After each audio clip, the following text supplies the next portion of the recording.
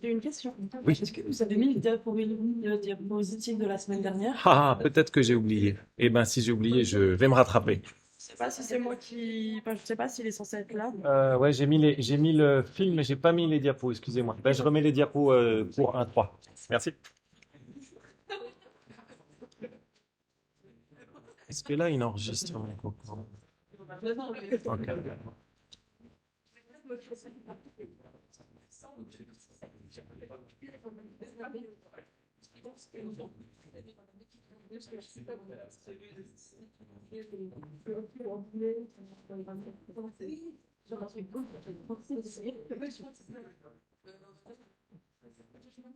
Bien, bonjour à tous.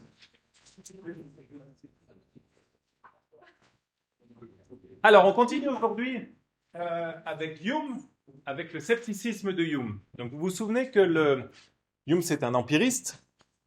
On a étudié sa psychologie. On a vu qu'il pensait que toute la connaissance, ou presque tout qu'on va voir aujourd'hui, dérive d'une seule source. C'est quoi la source première de la connaissance pour Hume? L'expérience. Okay, et dans cette expérience, elle dérive en premier lieu des impressions simples. Donc ça, c'est ce qu'on a vu lors de la première séance. Et puis, on a vu la dernière fois qu'à l'aide de cette notion, cet empirisme et cette notion d'expérience, qui est très simple, Hume va trouver un certain nombre de défis sceptiques à l'encontre d'un grand nombre de thèses que les philosophes croient ou que les hommes ordinaires croient. Et nous, on est les deux. On est à la fois des philosophes et des hommes ordinaires, j'espère. Donc, il y a toujours deux phases dans les attaques de Hume. Il commence, dans ses attaques sceptiques, il commence par dire regardez, vous croyez à certaines choses, mais en fait, maintenant que vous avez accepté ma psychologie sur l'expérience, vous vous rendez compte que vous devez renoncer à ce à quoi vous croyez. On n'a pas suffisamment, autrement dit, on n'a pas suffisamment de fondement dans l'expérience pour accepter un certain nombre de thèses ou d'idées. Et puis la deuxième phase, qui est une phase constructive, qui est de dire, ben moi maintenant je vais vous proposer comment est-ce qu'on peut néanmoins continuer à parler de ces choses, même si on accepte mes thèses sur l'expérience. Alors on a vu quelques exemples de ça. Hume a commencé à s'intéresser à la substance. Vous vous souvenez, la notion de substance pour les philosophes, ça c'est plus une notion philosophique qu'ordinaire, mais la notion de substance, c'est ce qui serait le support d'un certain nombre de qualités. D'accord ? Donc il y aurait la substance de cette chaise, puis cette substance, elle porterait le bleu, le fait qu'elle soit rectangulaire, que ce soit une chaise, etc. Et là, Hume reprend une vieille critique enfin vieille, pas si vieille, qui a quelques dizaines d'années, de Berkeley. Il dit, en fait, nous, d'un point de vue empiriste, on ne peut pas croire à la substance, parce que vous n'avez jamais vu de substance. Tout ce qu'on voit, c'est des qualités, d'accord ? Vous voyez la couleur de la chaise, vous voyez sa forme, etc. Mais la substance, vous imaginez enlever toutes les qualités de la chaise, qu'est-ce qui reste ? Il ne reste rien du tout. D'accord ? Donc ça, c'est une critique très standard de l'empirisme au sujet de la substance, qui est devenue standard, mais que Hume appuie après cette introduction par Berkeley, et déjà un petit peu anticipé par Locke. Alors, qu'est-ce que c'est qu'une substance à ce moment-là? Dit Hume, c'est la deuxième étape de son scepticisme. Il dit, moi, je ne vous laisse pas maintenant à dire abandonner l'idée de substance.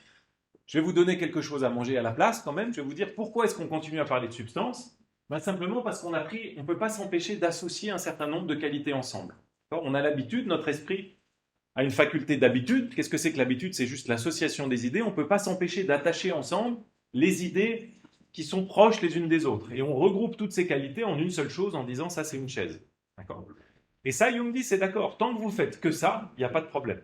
Tant que vous dites la chaise c'est un ensemble de propriétés, de parties, de qualités, propriété il aura des problèmes avec ça, mais pour l'instant laissons ça de côté. Tant que vous dites que la chaise c'est juste un ensemble de propriétés, je suis d'accord avec vous. Vous pouvez en rester là. Mais si vous commencez à supposer que sous ces qualités, il y a un morceau de mozzarella qui supporte les qualités, alors là, moi je quitte le navire, vous vous trompez complètement parce que là, vous allez au-delà de l'expérience. D'accord? Question? Oui, mais il dit quand même la substance, dans le sens où c'est rien de plus que les propriétés mises ensemble. Exactement.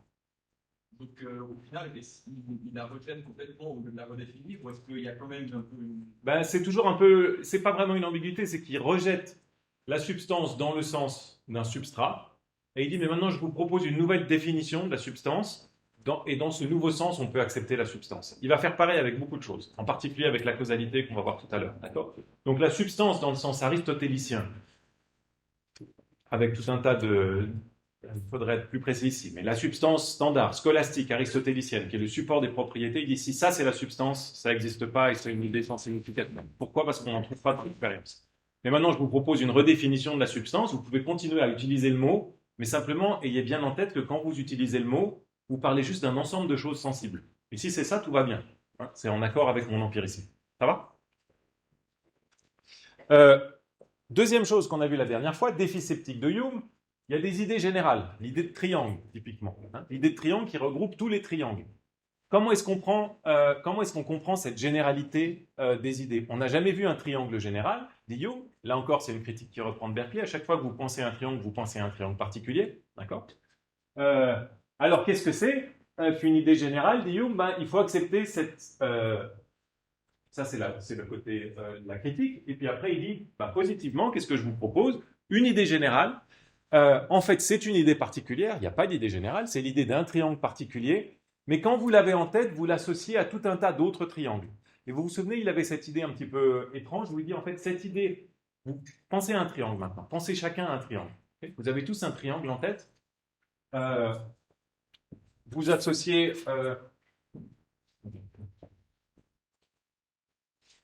vous avez pensé à un triangle, et vous n'avez pas pensé à ce triangle-là, je suis sûr. Parce qu'on ne pense jamais à ce triangle-là. Je sais pas si c'est OK. Il est bizarre ce triangle, c'est bien un triangle, d'accord? Donc, quand vous avez pensé à l'idée de triangle, vous avez eu un ensemble, vous avez une idée de triangle, puis quelques autres à côté, vous n'avez pas pensé à ça. Et ce que dit Hume, c'est votre idée particulière de triangle, elle vous dit, ah oui, finalement, oui, ça aussi, c'est aussi un triangle. Donc cette idée de triangle-là, elle était présente, vous vous souvenez, en arrière-plan, comme latente ici, et maintenant que vous la voyez, vous dites, ah oui, ça aussi, c'est un triangle. Là, je ne l'avais pas directement en tête, mais une fois que vous voyez ce triangle-là, vous dites, oui, ok, ça c'est bien un triangle. Donc quand vous avez pensé à un triangle, je vous connais, parce que je me connais, on est pareil, vous avez pensé à un truc à peu près comme ça, d'accord, un triangle à l'endroit, et en général isocèle, parfois équilatéral, mais en gros, c'est à ça qu'on pense quand on pense à un triangle. On a tendance à se dire tous les triangles sont comme ça, mais dès que vous avez l'autre présentation d'un triangle, Hume dit, en fait, cette idée-là, elle est bien associée par ressemblance à celle-là, donc c'est vrai que mon idée de triangle de départ, elle est générale simplement en vertu de cette association. Hein. Vous avez une idée, cette idée-là, elle n'est pas générale par elle-même, elle est juste générale parce que psychologiquement, vous l'associez à tout un tas d'autres idées de triangle. Donc ça, c'est la théorie humienne des idées générales. Défi sceptique, il n'y a pas d'idées générales abstraites qui ne sont pas particulières. Réponse, solution sceptique, comme l'appelle Hume. Toutes les idées sont particulières, mais même les idées particulières sont associées à plusieurs autres idées particulières qui nous permettent de les rendre plus générales. Distinction de raison, vous vous souvenez, c'est la distinction, il y a deux types de parties, on dit souvent en philosophie, il y a les parties séparables et les parties inséparables. Cette chaise, elle a comme partie cet accoudoir, le dossier, l'assise.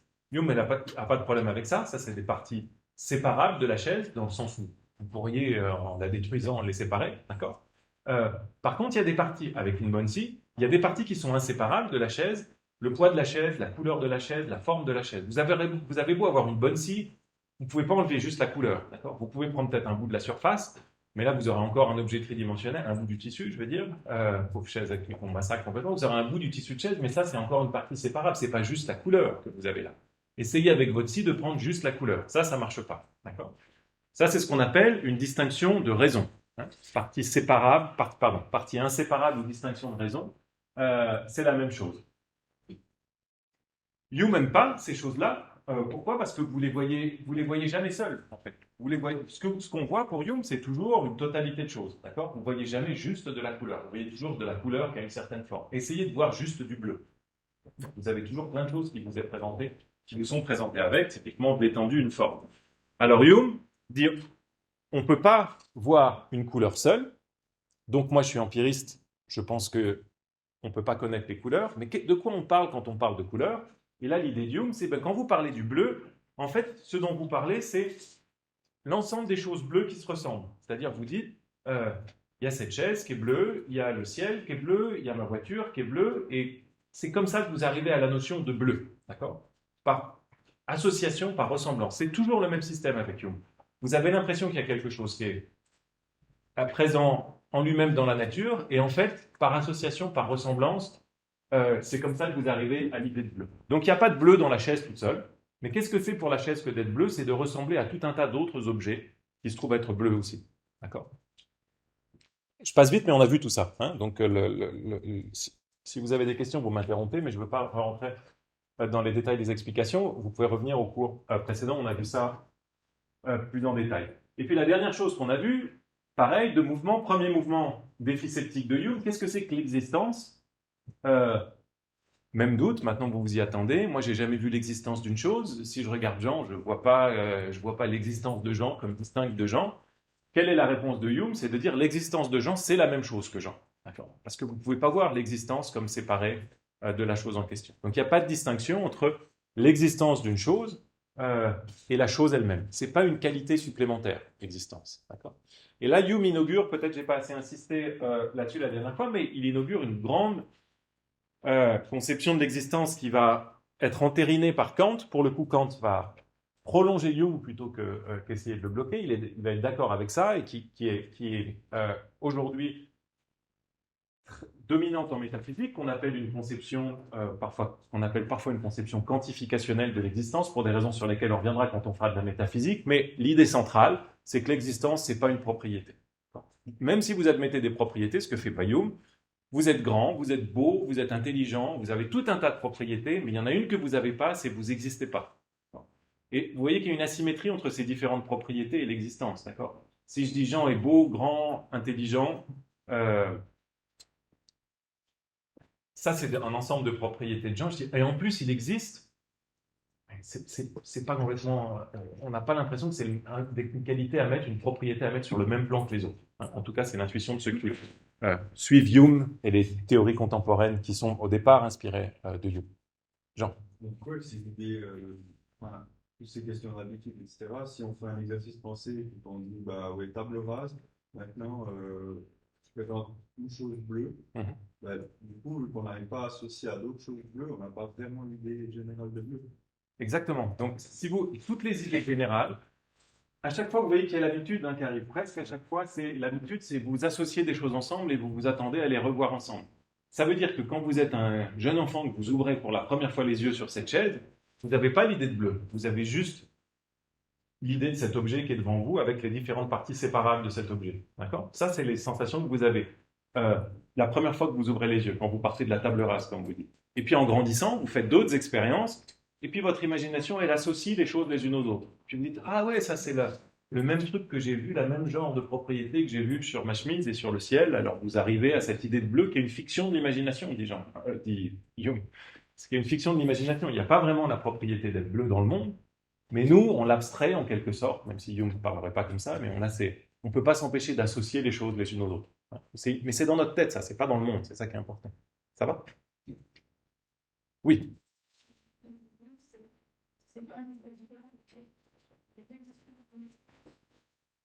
Pareil que la chose, bien l'impression d'existence, même chose que l'impression. Ah, bonne question. Donc la question c'est, est-ce que Hume dit une chose c'est identique à l'existence, ou l'existence d'une chose c'est la même chose que la chose, ou est-ce qu'il dit l'impression de l'existence d'une chose c'est la même chose que l'impression de la chose? Et la réponse de Hume c'est moi, je vous parle des impressions. Je ne suis pas sûr qu'il y ait une distinction entre les choses et les impressions. D'accord? Nous, évidemment, on voit tous bien ce que vous avez en tête. Vous dites, on a l'impression qu'il y a une chaise ici, et puis il y a la chaise dont on a l'impression qu'elle est ici. Mais cette distinction-là, vous voyez bien que si vous êtes un empiriste comme Hume, elle va être d'emblée problématique, parce qu'il va dire, moi, tout ce que j'ai, c'est l'impression d'une chaise. Et si vous me dites qu'il continue à y avoir une chaise quand je ferme les yeux, je n'ai pas cette impression-là. C'est pas, cette croyance-là, elle n'est pas fondée dans l'expérience. Je ferme les yeux, il y a toujours une chaise. Ça, moi, je l'ai pas. C'est pas quelque chose dont je peux être sûr du point de vue de ce que je vois. D'accord? Et donc son idée, j'arrive tout de suite. Son idée, c'est de dire, là-dessus, il est un sceptique assez standard. Il va juste dire, peut-être qu'il y en a une de chaise à l'extérieur, peut-être pas, mais on peut pas savoir au regard de notre expérience. D'accord? Donc ça, c'est une limite de notre connaissance. Berkeley dit, il n'y a pas de chaise à l'extérieur. Vous vous rappelez quand j'ai fait les 3 schémas, Berkeley dit, il n'y a pas de matière, il n'y a pas de monde extérieur, si vous voulez. Dans l'esprit de Dieu, mais pas dans le sens d'un monde matériel. Hume est plus prudent et plus consistant là-dessus, il dit juste on ne peut pas savoir. Comme on n'a pas d'impression des choses qu'on ne voit pas, le monde extérieur c'est comme la lumière dans le frigo pour Hume. Dès que vous essayez de voir si le monde existe quand vous ne le regardez pas, vous ne le voyez plus. Mais vous ne pouvez pas savoir si la lumière reste allumée dans le frigo quand vous fermez la porte. C'est pareil pour le monde extérieur quand vous fermez les yeux. D'accord? On ne saura jamais. Vous avez une autre question?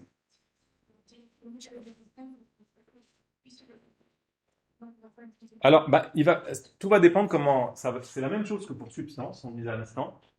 Tout va dépendre de ce qu'on entend par chose. Si on entend par chose quelque chose qui existe en dehors de nous, indépendamment de nous, il va dire, moi je vous dis rien là-dessus parce qu'on ne peut pas savoir. Maintenant, on peut redéfinir chose comme un ensemble d'impressions sensibles. Okay. Si c'est ça une chose, dans mon sens redéfini, alors on peut dire qu'une chose est identique à son existence. Ça va? Il y a toujours ce jeu de redéfinir les termes chez Hume qui rend parfois les choses un petit peu difficiles à saisir, mais une fois que vous avez le mouvement dans l'ensemble, ça marche. Alors, ça c'est ce qu'on a vu la dernière fois. Est-ce qu'il reste des questions sur tout ça? Ça va? J'ai pas mis les diapos, vous avez bien fait de me signaler, j'ai mis le film, mais j'ai oublié de mettre les diapos, donc vous aurez les diapos des séances 1 à 3 tout à l'heure. Et voilà le menu du jour. Ce qu'on veut voir aujourd'hui. Alors, certains d'entre vous ont suivi peut-être le cours 13 questions philosophiques, ou la première séance où le professeur Chevalier-Cosset vous a parlé de l'induction. C'est un problème qui vient d'Hume. Pour l'instant, vous ne savez pas ce que c'est. On va voir, c'est un grand problème qui a animé une grande partie de la philosophie des sciences et de l'épistémologie contemporaine. On va parler enfin d'Hume sur la causalité, et puis on va commencer par voir, si tout va bien, le point de vue d'Hume sur l'identité personnelle. La prochaine séance et celle d'après, on parlera de la philosophie morale de Hume et puis de la philosophie politique de Hume. À la suite de quoi on passera à Kant, sur lesquelles on passera 5 séances. On aura moins de temps pour parler de Thomas Reid, ce qui est normal au niveau du, au niveau du poids historique qu'ils ont eu. On aura, je pense, que 2 séances sur Reid, mais c'est important. Hume et Kant sont vraiment les deux piliers qui auront eu une influence historique cruciale, donc c'est important de connaître un peu plus en détail leur théorie. Alors, qu'est-ce qui se passe là? Donc on commence par Hume et le problème de l'induction. Je vous expliquerai pourquoi j'ai mis cette photo ensuite. Alors Hume va commencer, on ne sait pas ce que c'est que l'induction pour l'instant. Il va commencer par introduire une distinction, qui est une distinction entre 2 types d'objets d'étude, ce qu'il appelle l'entendement. Il y a 2 choses qu'on peut connaître, autrement dit. Il y a des relations d'idées, la géométrie, l'algèbre, l'arithmétique, la logique, que 2 et 2 font 4. Et ça, Hume va dire, ça, vous pouvez les connaître de manière purement a priori. Alors, vous pouvez vous dire, c'est bizarre, il dit qu'il est empiriste, mais Hume accepte qu'il y a une raison, et qu'on peut connaître un certain nombre de choses en fermant les yeux. Il y a d'autres choses qu'on ne peut connaître qu'en ouvrant les yeux. C'est ce qu'il va appeler les faits empiriques, les faits tout court, en anglais c'est matters of fact. C'est tout ce qui existe, tout ce qui est le cas. Par exemple, le fait que le soleil se lèvera demain. Alors vous avez 2 faits différents. Vous avez le fait que 2 et 2 font 4, et vous avez le fait que le soleil se lèvera demain. Est-ce que vous arrivez à voir une différence centrale entre ces deux faits-là?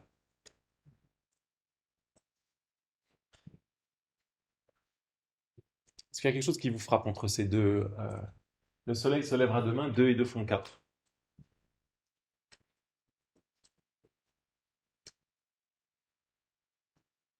Jean? Vous savez, dans la première, il n'y a pas une notion de temporalité, c'est tout un cas, alors que l'autre, c'est plutôt une prédiction sur le futur.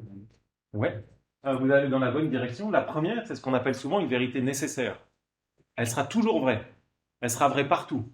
Elle sera vraie, comme même le mal dire les philosophes, dans tous les mondes possibles. D'accord ? C'est pas possible que cet énoncé-là soit faux. Tandis que le soleil se lèvera demain, c'est parfaitement possible que ce soit faux. D'accord ? On peut espérer que ce ne soit pas le cas. On peut considérer que c'est peu probable que ce soit le cas. Mais quelqu'un qui dit le soleil ne se lèvera pas demain, il fait peut-être une faute, mais il n'est pas en train de dire quelque chose d'impossible. Autrement dit, il n'est pas en train de se contredire. Et ça, c'est la notion centrale de Hume ici. C'est une distinction de 2 types d'énoncés qui vont avoir une influence cruciale dans l'histoire de la philosophie. C'est de dire, elle existe déjà auparavant, mais Hume la thématise et la place au centre de la focale attentionnelle des philosophes. C'est de dire il y a 2 types d'énoncés. Il y a des énoncés qui sont nécessairement vrais. Et cela, dit Hume, vous pouvez les connaître en fermant les yeux par la raison. Quand vous faites de la logique, si je vous dis si Cyril a un t-shirt bleu, alors il est élégant. Or, Cyril a un t-shirt bleu, donc il est élégant. C'est possible que ce soit faux, que Cyril n'ait pas de t-shirt bleu. C'est possible que ce ne soit pas vrai qu'avoir un t-shirt bleu, ça rend élégant. Mais la conclusion, elle suit des prémices d'une manière complètement trivial. Vous n'avez pas à ajouter un nouveau fait. Pour donner quelque chose d'encore plus frappant, si je vous dis soit Cyril a un t-shirt bleu, soit Cyril n'a pas de t-shirt bleu, vous n'avez pas besoin de regarder dans le monde pour savoir que cette proposition est vraie. C'est juste quelque chose que vous pouvez le savoir par la pensée. Et en un sens, ça ne nous apprend pas grand-chose. Wittgenstein dira un peu plus tard, toutes les propositions de la logique nous apprennent la même chose, à savoir rien. Si vous savez que soit Cyril a un t-shirt bleu, soit Cyril n'a pas de t-shirt bleu, ben oui, vous n'avez pas besoin de regarder, mais vous ne savez pas grand-chose à l'arrivée.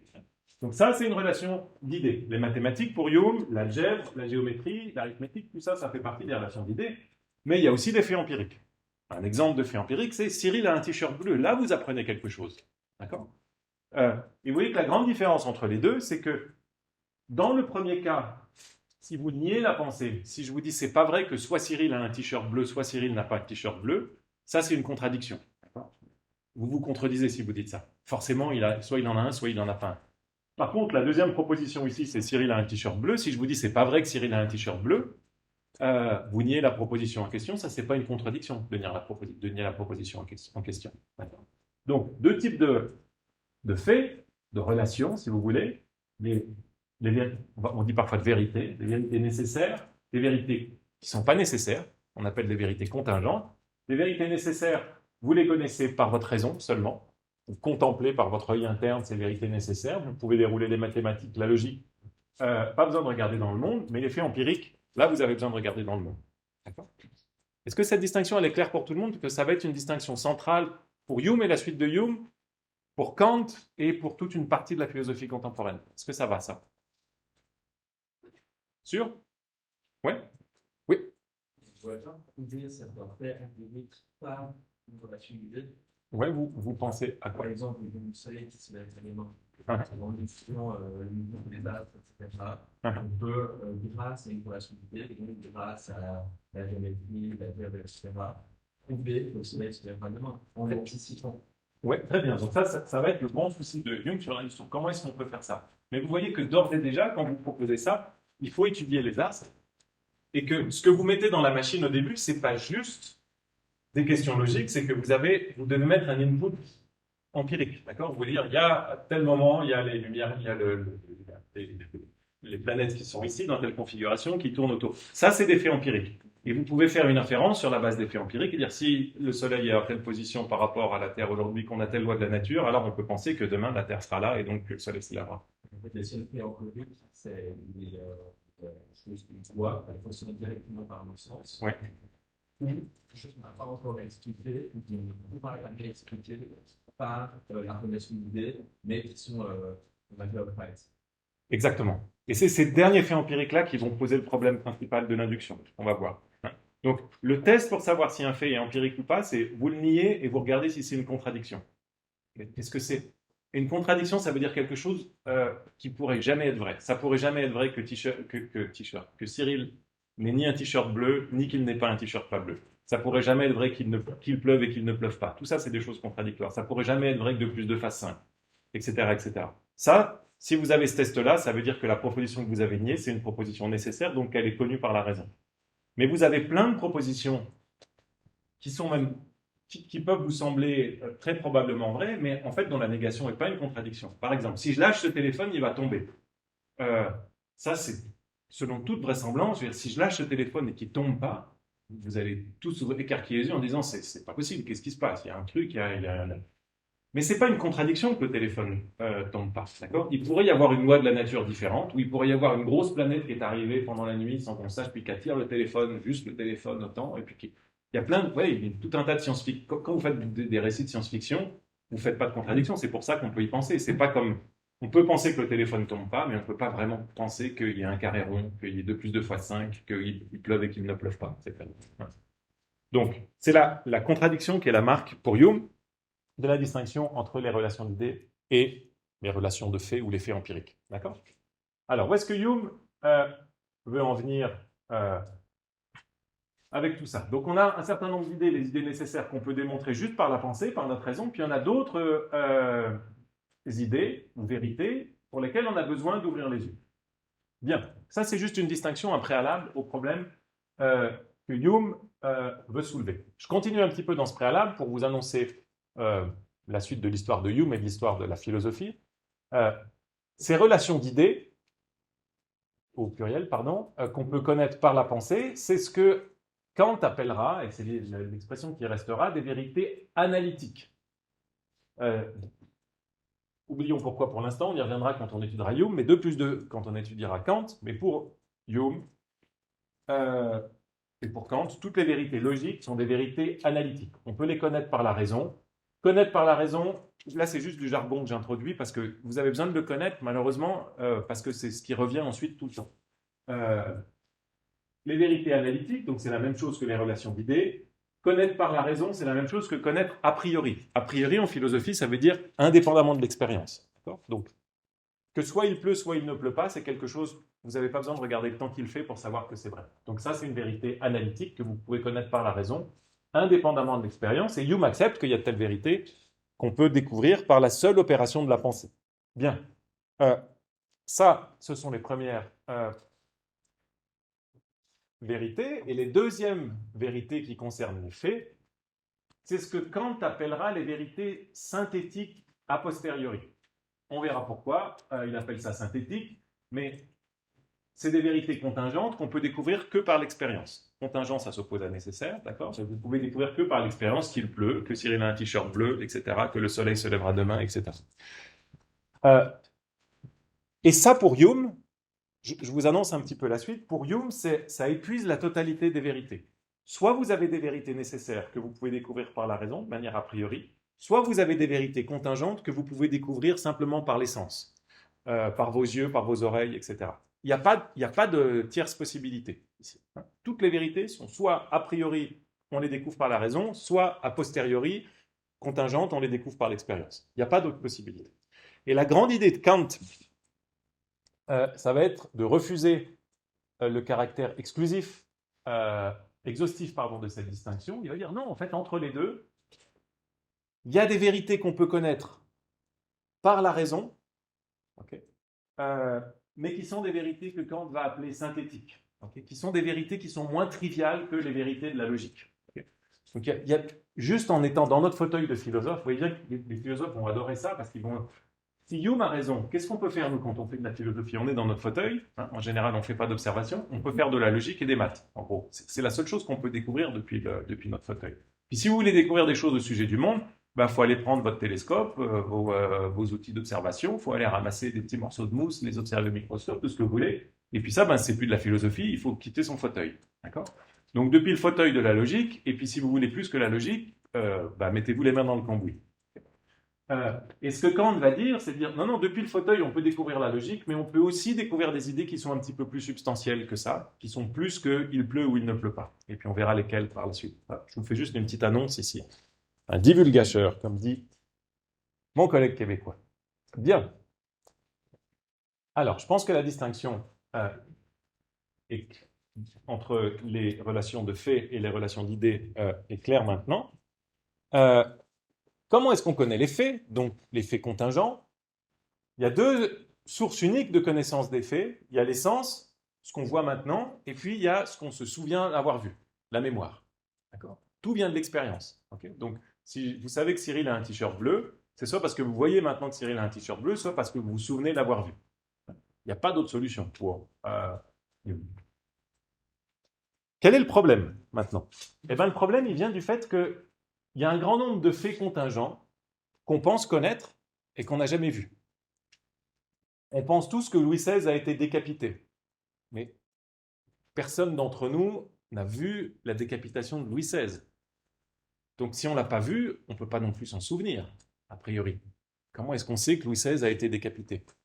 Et ce n'est pas non plus une vérité nécessaire. Louis XVI aurait très bien pu ne pas être décapité. Ce n'est pas une vérité que vous pouvez connaître par la raison, comme il pleut ou il ne pleut pas. D'accord? Donc comment est-ce qu'on peut connaître ça? Ça, c'est la question d'Hume. Comment est-ce qu'on peut savoir que le soleil se lèvera demain? On ne peut pas s'en souvenir, parce qu'on ne peut pas se souvenir du futur, on ne l'a pas encore vu, et pourtant on a l'impression de savoir que le soleil se lèvera demain.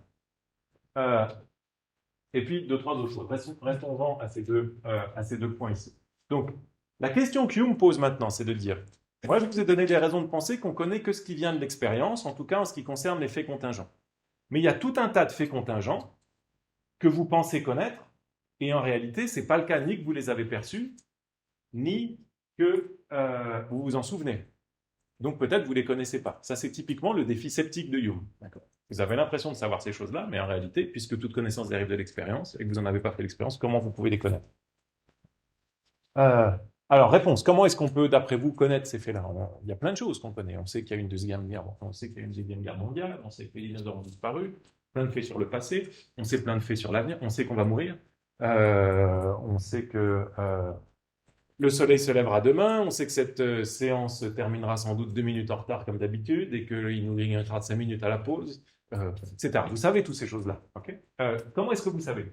Jean? Mais, il me semble que j'en ai parlé ce passé, mais ce n'est pas une histoire de transmission d'expérience, en fait, que même si nous, personnellement, on n'a pas fait l'expérience, ben, d'autres personnes ont été là pour attester la chose, et du coup, on peut la prendre comme l'expérience par nous-mêmes. Très bien. Donc, la réaction intuitive, c'est dire, oui, mais il y en a d'autres qui l'ont vu. Louis XVI se faire décapiter, c'était en public, il y en a plein qui l'ont vu. Et ils nous ont dit, j'y étais, je l'ai vu. Donc, ils ne nous ont pas dit à nous, mais ils ont dit à leurs enfants, qu'on dit à leurs enfants, qu'on dit à leurs enfants, puis à l'arrivée, c'est arrivé jusqu'à nos oreilles. Okay. Donc, ça, c'est première manière de transmettre la connaissance, c'est par ce qu'on appelle de témoignage. Giacomo, c'était là. Plus ou moins, moi, j'aurais dit que c'était des croyants. Je pense que le fait que je sais que le soleil se lève par demain peut avoir la même valeur, c'est pas des moins de savoir ou fait. Ouais. Alors vous allez dans le sens de ce que va dire Hume. Hume va dire on ne le sait pas vraiment en réalité. Hein. On a l'habitude de se dire ces choses-là, mais en réalité on ne le sait pas aussi bien qu'on sait qu'il y a une chaise bleue devant nous qu'on est en train de voir maintenant. Hein. Mais pour l'instant, essayons la voie la plus charitable de dire on sait ça par témoignage. Est-ce que vous avez d'autres idées que le témoignage qui pourrait nous apprendre ces choses-là? Pensez aux dinosaures. Comment? C'est pas notre grand-mère qui nous a dit les dinosaures ont disparu. Il y avait des dinosaures. Comment est-ce qu'on a pu découvrir ça? Ouais.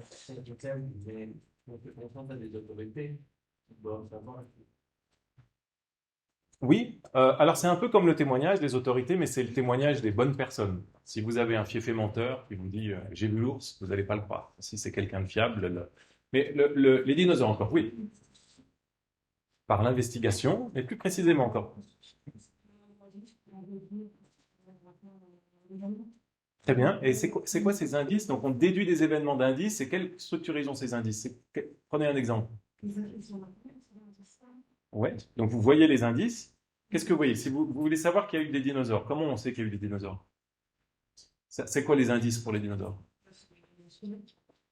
C'est les squelettes, par exemple, les traces de pas qui restent imprimées dans la boue. Et puis là, on se dit, ah, ben, il y a un truc qui a dû marcher là. Et puis manifestement, c'est pas un homme parce qu'on n'a pas des pieds comme ça. C'est pas une vache. Ça devait être très gros. Okay. Donc il a dû avoir.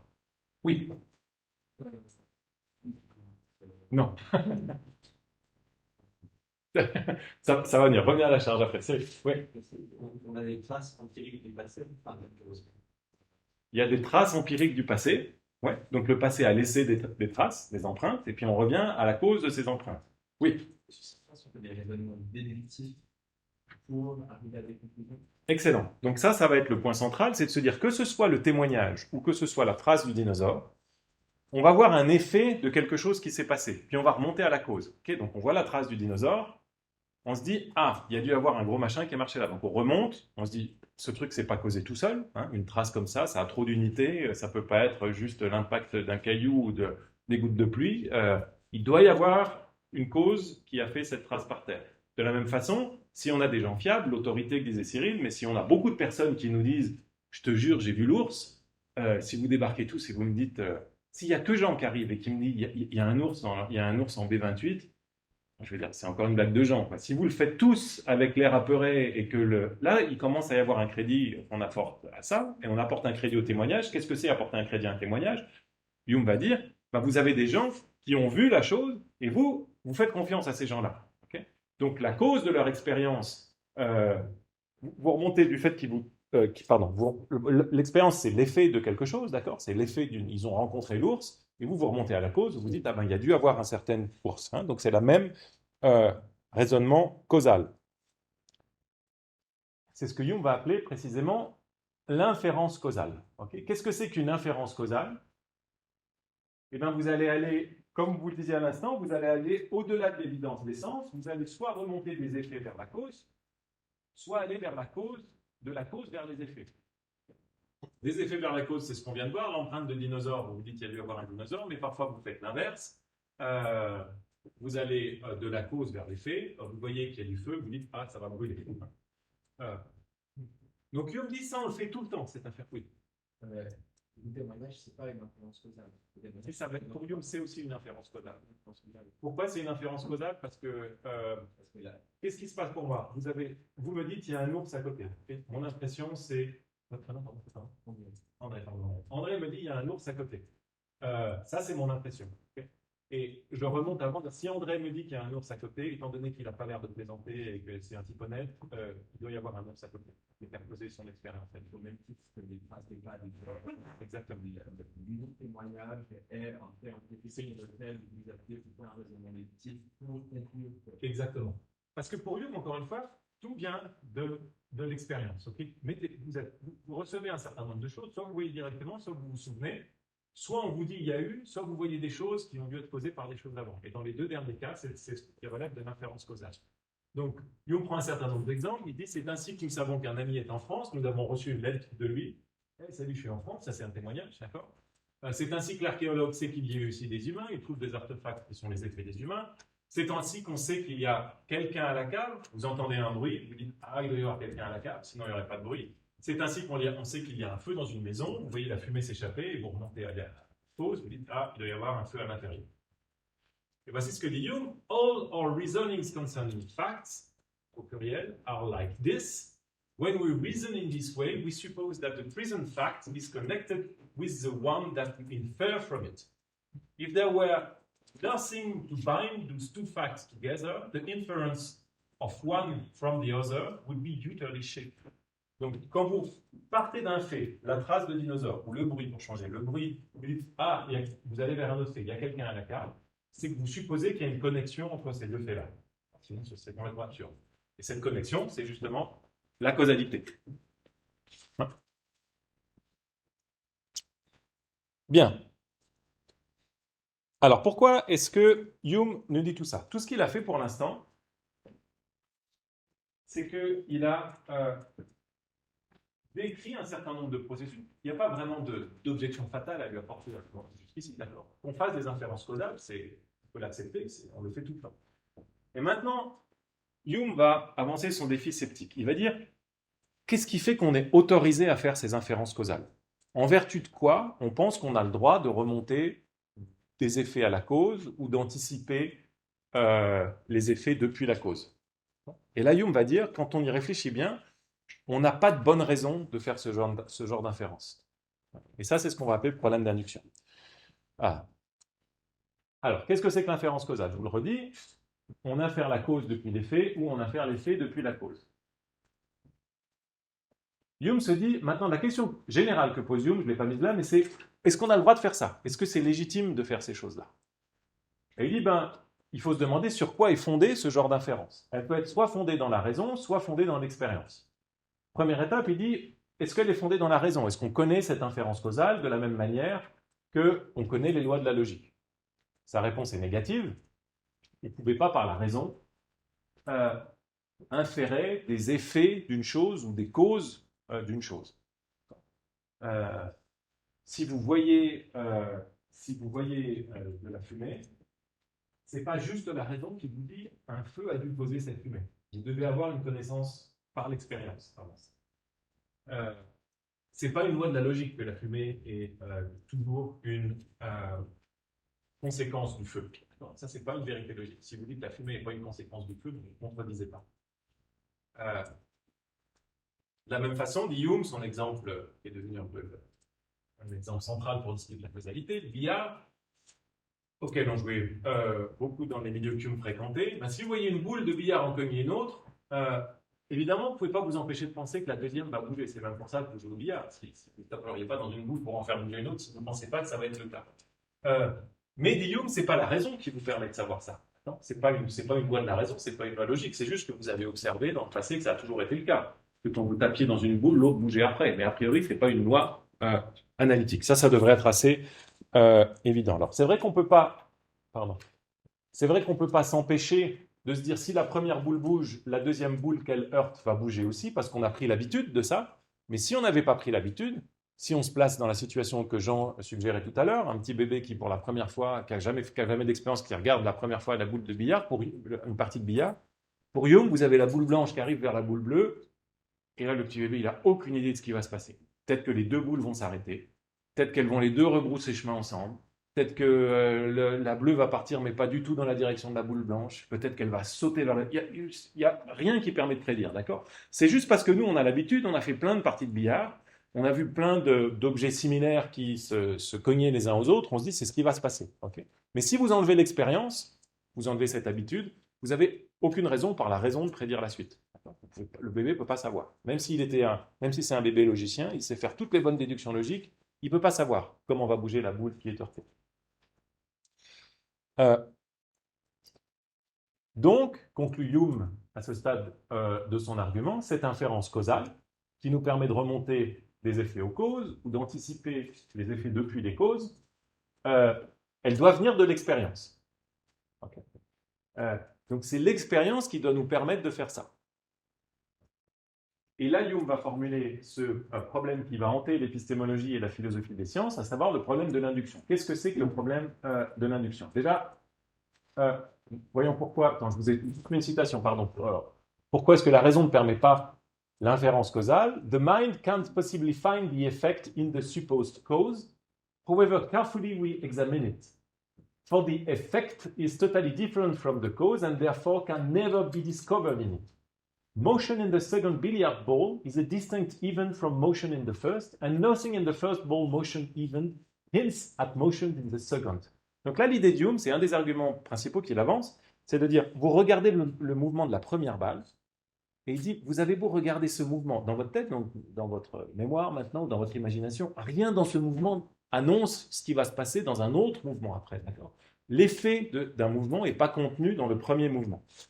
In short, every effect, pardon pour les séquiments, is a distinct event from its cause. So it can't be discovered in the cause, and the first invention or concept of it a priori must be wholly arbitrary. Vous ne pouvez pas découvrir l'effet dans la cause, et donc le fait que vous anticipiez un effet quelconque par la raison est complètement arbitraire. Alors là, je vous laisserai lire la suite attentivement. Alors,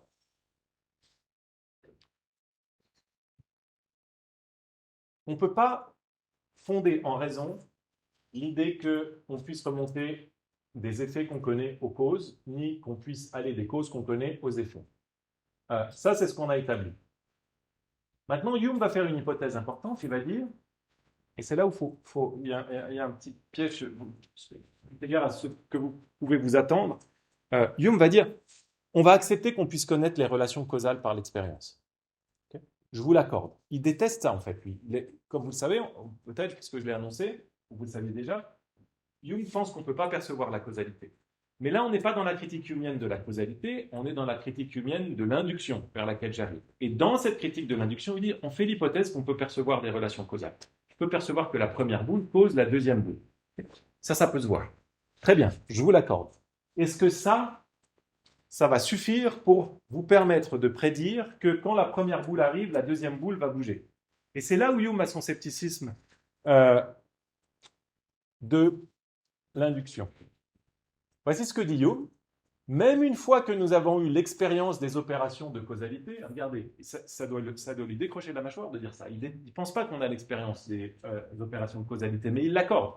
Même une fois que nous avons eu l'expérience des opérations de causalité, nos conclusions tirées de cette expérience ne se fondent pas sur le raisonnement ni sur aucune opération de l'entendement. Okay? Donc même si vous avez perçu la causalité, vous ne pouvez pas, à l'aide de ça, fonder l'inférence causale. Ça, c'est ce que je viens de vous dire. Alors pourquoi? Pourquoi est-ce que c'est le cas? Eh bien la raison, c'est ça le problème de l'induction, c'est que votre expérience de la causalité, elle vous a dit, chaque fois que la boule blanche arrive, chaque fois que vous avez vu qu'une boule blanche arrive vers la boule noire bouge après. Ça n'a pas manqué. Ça fait 10 ans que vous jouez au billard, vous en avez un dans votre carte. C'est sûr, à tous les coups que je tape dans la boule blanche, donc vous ne pouvez pas vous empêcher de penser que si vous tapez dans la boule blanche, la boule noire va bouger ensuite. Mais le problème de l'induction, dit, mais est-ce que vous pouvez vraiment savoir que ça va continuer à être le cas? Vous avez observé un nombre fini de cas où la boule blanche faisait bouger la boule noire. Qu'est-ce qui vous fonde à penser que ça va continuer à être le cas? Peut-être que demain, la boule blanche va arrêter de causer le mouvement de la boule noire. Vous avez juste observé un nombre limité de situations, et de là, vous voulez prédire que ça va continuer à être le cas dans le futur. Mais ça, vous n'avez pas de raison de le faire sans introduire un nouveau principe, qui est de dire, il y a une homogénéité entre le passé et le futur, les choses ne vont pas changer. Les lois de la nature pourraient changer du jour au lendemain. Pourquoi est-ce que vous savez que le soleil va se lever demain? Parce que vous faites une hypothèse, vous parlez tout à l'heure des lois de la nature, on fait l'hypothèse que les lois de la nature ne vont pas changer, que le soleil va garder sa masse, qu'il va continuer à son orbite autour de la Terre, que la Terre va continuer à exister, etc. Mais ça, comment est-ce qu'on le sait? On a vu que c'était le cas jusqu'à maintenant, mais est-ce qu'on peut vraiment savoir que ça va continuer à être le cas? Comment savoir, une fois qu'on a établi par l'expérience qu'une chose en a causé une autre, que des choses similaires produiront des effets à l'avenir? Ça, c'est le problème de l'induction tel que l'introduit Young. D'accord? Vous avez observé une fois que A cause B, et la question de Hume, c'est comment vous pouvez savoir que les choses qui ressemblent à A vont continuer à causer des choses qui ressemblent à B à l'avenir. Alors, on change d'exemple pour voir. On va un peu un autre exemple que donne Hume. Par exemple, si vous n'avez pas de billard chez vous, comme c'est probablement le cas, on n'a plus tellement de billard aujourd'hui, parce qu'on n'a plus autant de place qu'à l'époque de Hume. On n'a plus autant de billard, mais on mange autant, peut-être encore plus. Vous savez que quand vous avez faim, si vous mangez du pain, ça va combler votre appétit. Vous n'aurez plus faim. D'accord? Qu'est-ce que c'est que du pain pour Hume? C'est un ensemble de localités sensibles, une substance, mais bon, une substance dans le sens révisé de Hume. Vous savez que ce machin blanc, un peu spongieux, quand vous le mettez dans votre bouche, si vous en mangez assez, après, vous n'avez plus faim. Donc, vous faites l'expérience, concède Hume, que le pain rassasie. Le pain cause en vous la fin de la faim. Ça, on le sait parce que c'est ce qui s'est passé jusqu'à maintenant dans notre vie. À chaque fois qu'on a mangé du pain, ça a diminué notre faim. La question d'Hume, c'est mais comment vous savez que la prochaine fois que vous mangerez du pain, il se passera la même chose? Qu'est-ce qui vous fonde à penser ça? D'accord? Qu'est-ce qui vous fonde à penser que les mêmes effets continueront à produire les mêmes causes? Au nom de quoi vous savez ça? Peut-être tout changera, peut-être au contraire, demain, le pain va devenir quelque chose qui crée de la faim chez vous. Donc comment est-ce que vous pouvez être sûr de ça? Question.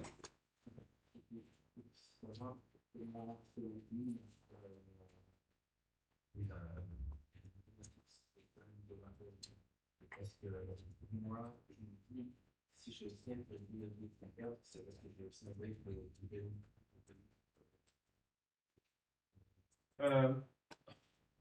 Oui, alors on revient un peu en arrière sur les mathématiques. Donc, Kant va dire un peu des choses comme vous sur la géométrie. Il va penser que c'est pas juste de la raison. Il va justement dire que la géométrie, c'est un exemple de synthétique a priori, et l'arithmétique aussi, si je me souviens bien, et que c'est pas juste de la logique. Une des choses que peut dire Hume, c'est de dire peut-être que pour apprendre les mathématiques, vous avez besoin de prendre appui sur l'expérience, d'accord? Mais les vérités auxquelles vous arrivez sont des vérités qui sont indépendantes de l'expérience. Donc l'expérience, c'est juste un outil pour arriver à voir ces choses par la raison, mais une fois que vous les voyez, c'est par la raison que vous les voyez. Ça, c'est une stratégie pour maintenir ça. Mais je vois que ça fait plusieurs questions que vous avez sur les mathématiques. On a eu d'autres la semaine dernière.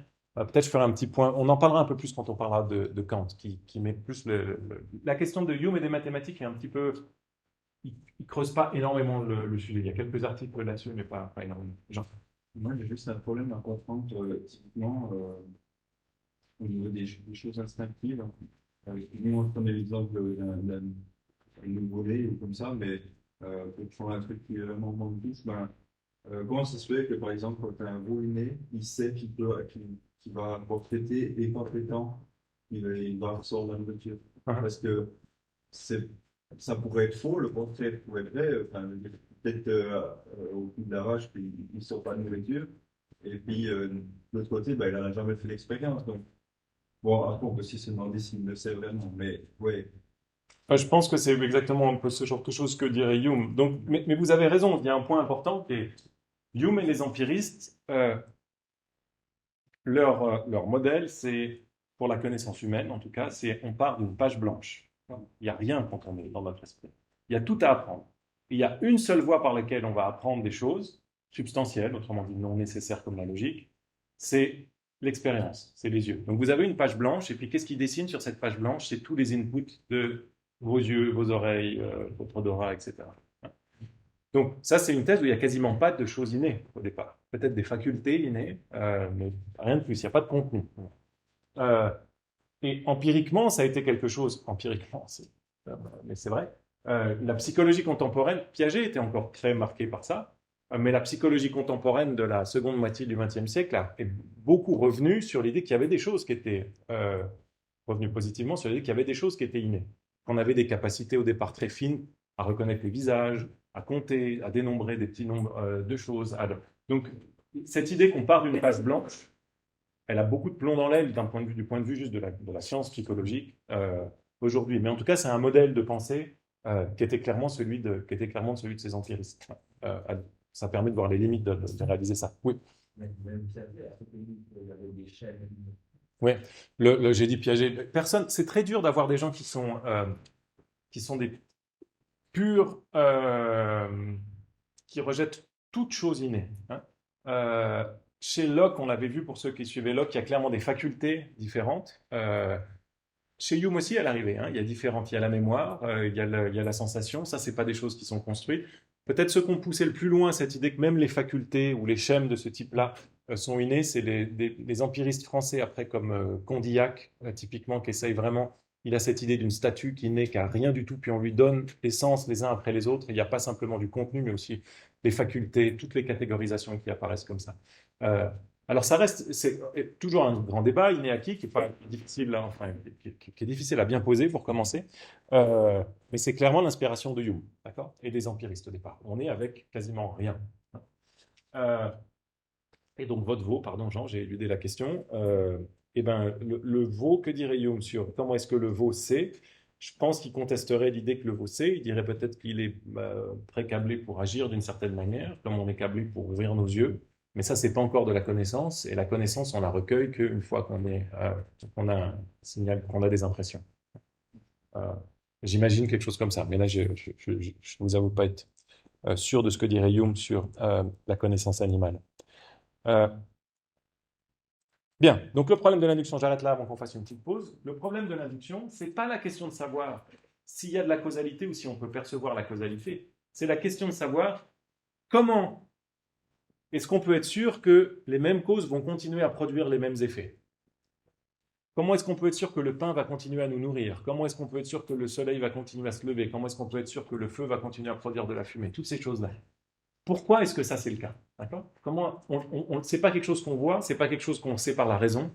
Donc comment est-ce qu'on accède à cette connaissance-là? Et si on n'a pas cette connaissance-là, vous voyez qu'il y a un grand nombre de connaissances qui s'effondrent complètement, de connaissances du passé, mais aussi de connaissances du futur. Ça c'est le défi sceptique de Hume. On verra sa réponse après une courte pause. On se retrouve à 20. Et je vous ai grignoté les 5 minutes promises.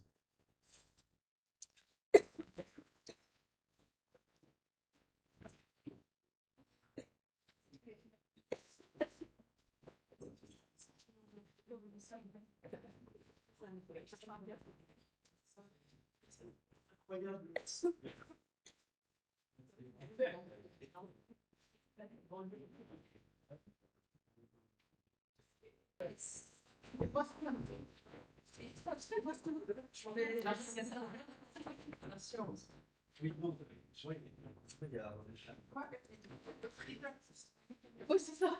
C'est ça,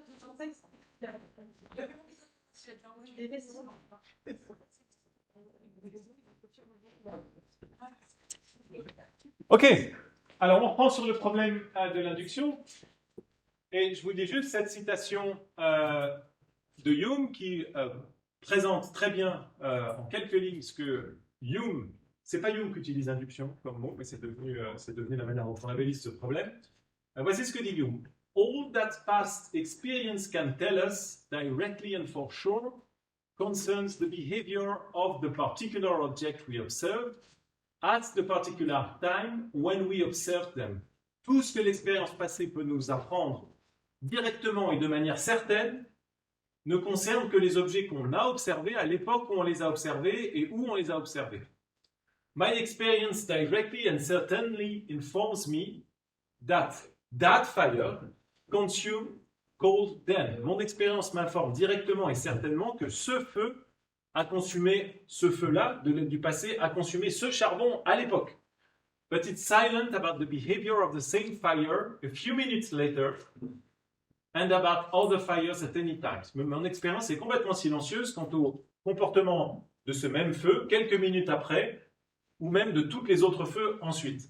Why should this experience be extended to future times and to other objects, which for all we know may only seem similar? That's what I want to know. Donc, vous comprenez bien ce que Hume est en train de demander. Comment ça se fait? J'ai observé que le feu brûlait le charbon. Pourquoi cette expérience du fait que ce feu brûle ce charbon me permet de faire l'inférence qui consiste à dire, à l'avenir, le feu va continuer à brûler le charbon ou ce qu'on met dedans, le bois. C'est ce que je veux savoir. Il réalise bien que c'est une question, en un sens, absurde, dans le sens où on le sait tous, on s'attend tous qu'à la prochaine fois qu'on mette on s'attend tous à ce que la prochaine fois qu'on mette du bois dans le feu, le feu consume le bois. Mais Hume veut savoir comment est-ce qu'on peut en être sûr. Hein? Et voyez une marque d'anglais de la question d'Hume, ici, for sure, certainly, sure, certainly. Donc c'est la certitude qui est un critère essentiel de l'expérience pour Hume, comme ça l'était déjà pour Descartes. Comment est-ce que vous pouvez être sûr que le feu va continuer à consommer du bois? Ça, c'est le problème de l'induction. Donc vous avez trouvé que tel type d'objet a toujours tel type d'effet, et donc vous prévoyez que des objets similaires auront des effets similaires. Et là, Hume dit, mais comment vous pouvez passer de fait 1 à cette conclusion? Okay. Pour que cette inférence soit valide, vous devez supposer que le futur ressemblera au passé. Okay. Et ça, comment vous le savez? Vous ne le savez pas par la raison. Et le problème que va dire Hume, c'est que vous ne pouvez pas non plus le connaître par l'expérience. Okay. Donc, comment savez-vous que le futur ressemblera au passé? Ce n'est pas une idée qui vous est fondée par la raison, ce n'est pas une vérité logique. Okay. Et vous ne pouvez pas non plus voir cette idée-là. Je vais passer le petit argument qui est là, parce que je pense que c'est assez clair. En soi, vous ne pouvez pas savoir, ce n'est pas quelque chose dont vous faites l'expérience, le futur ressemblera au passé. D'accord? Donc, je voudrais juste que tout ça soit clair pour tout le monde. Quand vous vous dites le soleil va se lever demain, quand vous dites le feu brûlera si je rajoute du bois, quand vous dites si je mange du pain, j'aurai moins faim, quand vous vous dites si j'appuie sur les pédales de mon vélo, il avancera, quand vous vous dites si je plonge dans le lac, ça me rafraîchira, quand toutes ces choses-là qu'on se dit tout le temps, d'accord? Quand vous dites si je rajoute un peu de farine, ma pâte elle sera un peu plus épaisse. Imaginez toutes ces choses que vous faites, c'est des choses quotidiennes qu'on fait sans arrêt, d'accord? Vous faites ça sur la base de votre expérience passée. La dernière fois que j'ai rajouté de la farine, ma pâte à pain était un peu moins liquide. La dernière fois que j'ai mangé du pain, toutes les fois que j'ai mangé du pain, j'ai eu un peu moins faim. À chaque fois que j'appuie sur les pédales de mon vélo avance, d'accord? Donc c'est parfaitement familier le phénomène que décrit Hume ici. Et le scepticisme de Hume, il consiste à dire, mais comment vous pouvez être sûr du fait que ça va continuer à être le cas? Comment vous pouvez être sûr que le futur va être comme le passé? Le futur va être comme le passé. On croit tout ça, mais qu'est-ce qui nous... Donc c'est une connaissance qu'on pense avoir, mais sur la base de quoi on connaît ça, que le futur va être comme le passé? Est-ce que vous avez déjà vu que le futur va être comme le passé? Vous l'avez déjà entendu? Non, c'est une proposition trop complexe pour être vue ou entendue. Ça porte sur le futur. On ne peut pas entendre le futur. On ne peut pas voir le futur, donc ce n'est pas l'expérience. Est-ce que c'est la raison qui vous dit ça? Le futur va être comme le passé? Ce n'est pas une vérité logique. C'est comme il n'est pas possible qu'il pleuve et qu'il ne pleuve pas. Ça, c'est une vérité logique. Le futur va être comme le passé, ce n'est pas de la logique. Ce n'est pas comme 2 plus 2 égale 4 non plus. Donc comment vous savez ça? D'accord? Ça, c'est le défi sceptique de Hume. Est-ce que c'est clair pour tout le monde, ça? Donc il y a plein de choses que vous faites tout le temps qui reposent sur cette idée-là. Le futur ressemble au passé. Et quand on vous dit comment vous savez ça, vous vous dites, ah zut, en fait, je ne sais pas bien comment je sais ça. Je fais comme si c'était sûr, comme s'il n'y avait pas de doute.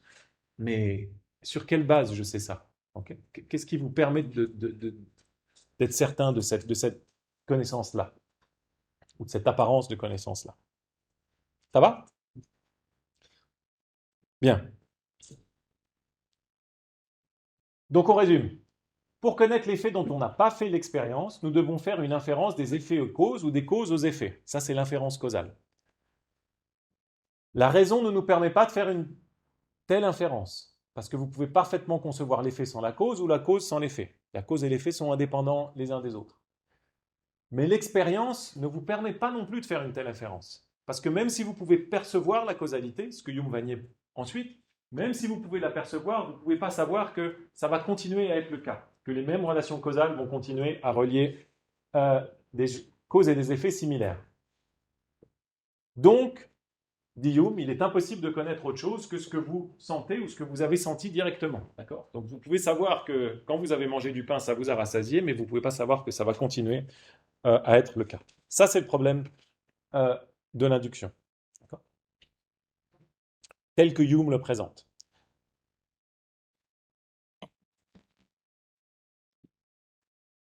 Bien. Alors, on l'a vu maintenant, on est habitué. Quand Hume, on a passé du temps pour comprendre le problème. J'espère qu'il est clair pour tout le monde. Plus que pour les autres, parce que ça a été, encore une fois, un problème qui va avoir une influence cruciale sur le reste de l'histoire de l'épistémologie et de la philosophie des sciences. Alors, maintenant, Hume ne nous laisse pas dans le désarroi total. Il nous dit, OK, on n'a pas de moyen de savoir, apparemment, c'est très compliqué de savoir comment est-ce qu'on peut savoir que le futur va être similaire au passé, à ce dont on a fait l'expérience, mais il va nous proposer quelque chose en échange. Il va proposer ce qu'il appelle une solution sceptique à ce doute sceptique. Alors une solution sceptique, comme son nom l'indique, ça va être une solution qui va être un peu décevante si on a vraiment envie de sauver la totalité des meubles, mais au moins on va en sauver quelques-uns. Et sa solution, ça va consister, devinez quoi, à faire appel à l'habitude. Ce n'est pas la raison qui nous conduit à faire des inférences causales, mais on ne peut pas s'empêcher de le faire. On est ainsi fait que par habitude, on a vu qu'à chaque fois qu'on mangeait du pain, ça nous rassasiait. Ça fait une fois, ça fait 2 fois, ça fait 10 fois, ça fait 100 fois. On est presque sûr que la prochaine fois, ça va être le cas. Qu'est-ce qui fonde cette certitude ? La seule chose, il n'y a rien qui fonde cette certitude d'un point de vue normatif, épistémologique, mais au moins on peut expliquer l'origine de cette certitude, c'est l'habitude. On ne peut pas s'empêcher de penser que si ça a marché plusieurs fois, ça va continuer de le faire une fois ensuite. Okay. Donc l'habitude, vous vous souvenez, parce qu'on l'a déjà vu plusieurs fois, ce n'est pas un nouveau principe de fonctionnement de l'esprit, c'est l'ensemble des principes d'association que Hume a mentionné. Les principes d'association entre idées. On associe ensemble les idées qui se ressemblent, qui sont contiguës, et les idées de cause et d'effet. Donc on a vu qu'à chaque fois qu'une cause, que le pain était ingurgité, il causait la diminution de ma faim, et on va généraliser ça aux expériences futures. Ça, c'est l'habitude. Alors, vous voyez bien que cette solution, ce n'en est pas vraiment une. Parce que si la question était de savoir comment est-ce que je peux être sûr que la prochaine fois que je mangerai du pain, ça me rassasiera, la réponse de Hume, elle ne répond pas à ça. Elle vous dit, je ne vous explique pas comment vous pouvez en être sûr, je vous explique juste pourquoi vous croyez ça. Pourquoi vous croyez ça ? Parce que votre esprit est ainsi fait que vous ne pouvez pas vous empêcher de continuer à le croire. D'accord ? Donc, autrement dit, vous avez le doute sur une proposition. Okay ? Est-ce que c'est vrai que ça va continuer à être le cas ? Et puis, ce que Hume vous dit, c'est moi, je ne sais pas si c'est vrai que ça va continuer à être le cas, mais ce que je peux vous dire, c'est que vous ne pouvez de toute façon pas vous empêcher de penser que ça va continuer à être le cas. C'est un petit peu décevant. C'est comme si vous allez... Je ne sais pas, vous avez une... Vous croyez un truc, vous ne pouvez pas vous empêcher de croire un truc... Un truc faux, vous pouvez pas vous empêcher de croire que l'homéopathie va soigner un cancer. Okay. L'homéopathie, ça va soigner le cancer. Vous vous rendez compte que ça marche pas. Vous avez beau connaître toutes les raisons pour savoir que l'homéopathie ne va pas soigner le cancer, vous ne pouvez pas vous empêcher de croire ça. Vous allez voir Hume, le psychologue. Écoutez, j'ai cette pensée obsessionnelle, j'ai lu toute la littérature scientifique, je sais que ça ne va pas soigner le cancer, ça ne soigne même pas les rhumes, mais je ne peux pas m'empêcher de continuer à prendre ça pour soigner mon cancer. Aidez-moi, professeur Hume. Hume, il ne va pas vous expliquer pourquoi l'homéopathie ne va pas soigner le cancer, il ne va pas vous débarrasser de cette idée, il va juste vous dire, écoutez, je vous rassure, de toute façon, vous ne pouvez pas vous empêcher de penser ça. Parce que votre esprit est ainsi fait que vous ne pouvez pas continuer, ça fait partie de votre constitution. Je peux vous expliquer pourquoi vous avez pensé ça, okay, mais je ne peux pas vous expliquer pourquoi c'est vrai ou faux. Ça ressemble, je ne sais pas si mon analogie est si bonne, maintenant que je l'ai faite, là, j'aurais peut-être pas dû me lancer dans cette improvisation, mais l'idée centrale, c'est celle que vous avez là sur la diapo. C'est Hume nous dit pourquoi est-ce qu'on croit ça, mais il ne nous dit pas si c'est vrai de croire ça. D'accord ? Vous avez ça dans la diapo ici.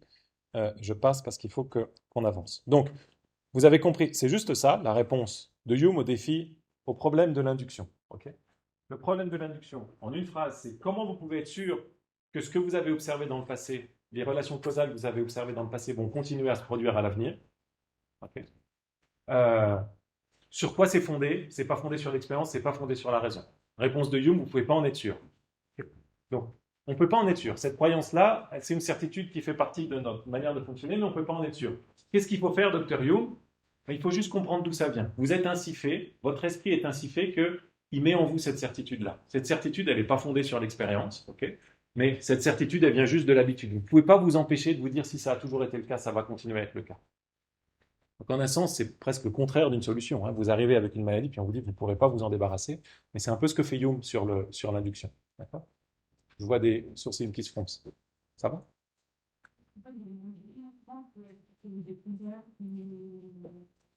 On a cherché, finalement, on a trouvé. C'est pas par habitude, c'est justement. Ben, Hume va dire, donc comment est-ce qu'on a fait des découvertes? Comment est-ce qu'on a découvert qu'il y avait des dinosaures avant? Hein? On a remarqué qu'à chaque fois qu'il y avait des traces, c'est qu'il y avait quelqu'un qui était passé avant. On a été sur la plage, on a passé des vacances, il y a un trou, il y a quelqu'un qui est passé avant. On remarque un plus gros trou que les autres dans un labour qui a été des sédiments, je ne sais pas, dans le Jura. Puis on se dit, ça doit être le même mécanisme qui a fait ça. Okay, ça doit être un truc plus gros, ça doit être un dinosaure. Ça, c'est le fonctionnement, c'est la manière dont on arrive à la connaissance. Il y a eu un dinosaure qui est passé ici. Est-ce qu'on peut en être sûr? La réponse de Hume, c'est non. Vous ne pouvez pas en être sûr. Parce que ce n'est pas une connaissance. Si la connaissance implique la certitude, ce n'est pas une connaissance. Parce que vous n'avez pas... Il faudrait m'expliquer pourquoi vous pouvez penser que cette trace-là, elle est née exactement de la même manière que les autres traces. Okay? Et ça, vous n'avez pas de raison de le penser. Peut-être cette trace-là, elle est née d'une autre... Donc, c'est une possibilité que peut-être c'est un dinosaure qui a fait ça. Peut-être c'est une probabilité. Mais la certitude, vous ne pouvez pas l'avoir. D'accord.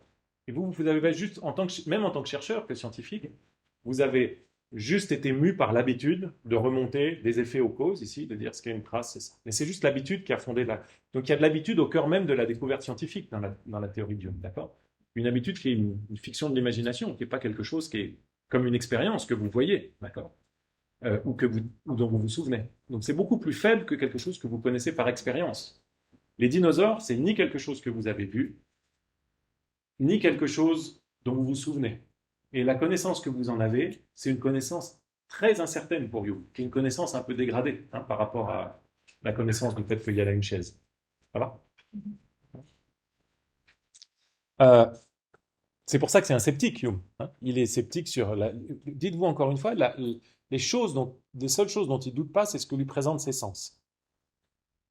Plus un certain nombre de sens internes, les impressions de la réflexion. Mais ça, c'est des choses claires. Ça, il n'y a pas de raison d'en douter. Okay?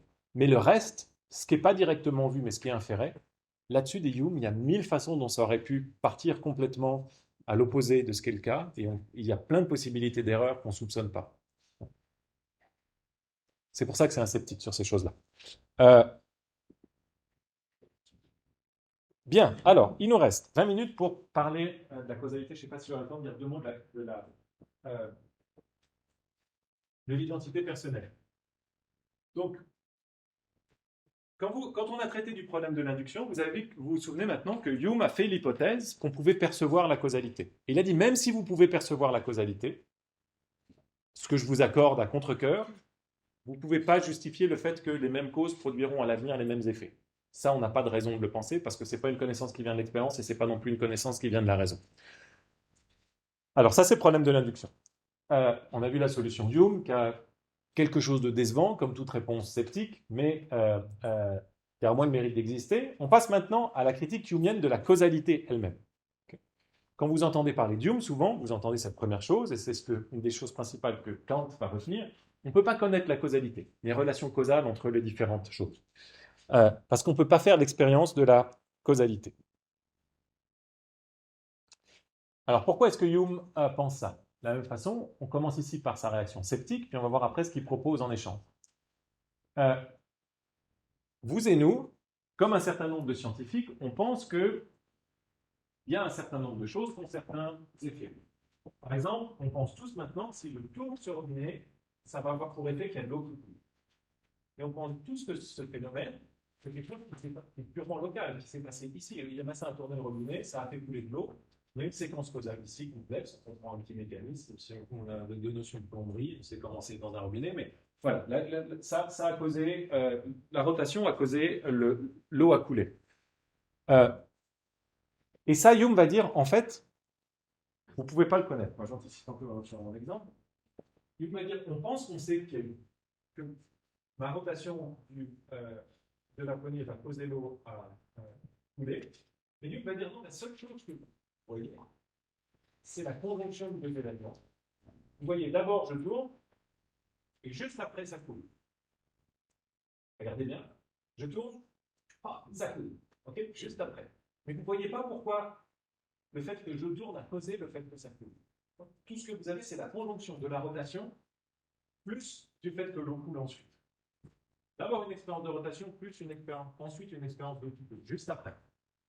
Mais le fait que la rotation cause l'eau à couler, ça, c'est pas quelque chose que vous avez vu. Vous avez vu ça tourne, puis vous avez vu ça coule, mais vous n'avez pas vu ça tourne, cause, ça coule. Ça tourne, nécessite, ça coule. Ça tourne est une forme de force qui nécessiterait l'eau à couler. Okay.